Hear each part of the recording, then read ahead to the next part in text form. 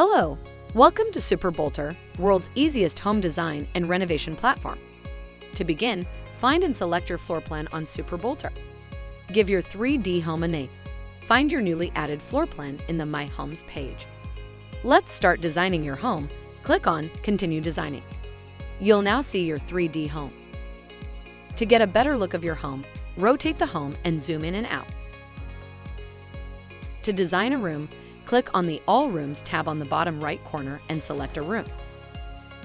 We have designed the living room for you to help you get started, but you can change it as you like. You'll see a list of beautiful designs on the right. Select a design you like and click on Apply Design. This design gets applied to the 3D room. Now adjust the design to your space. Move products around to fit the space and delete products you don't need. Add products to the room if you want. Personalize the design till you are happy. Similarly, design other rooms in the home. Some other interesting things you can do on SuperBolter are trying wallpapers and paints. Click on a wall. Select the wallpaper or paint option. Pick one from the wide collection and apply it to your walls. Let's add some artwork on the wall. Go to the painting sections.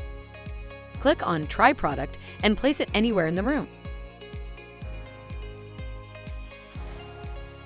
Let's change the flooring in the room.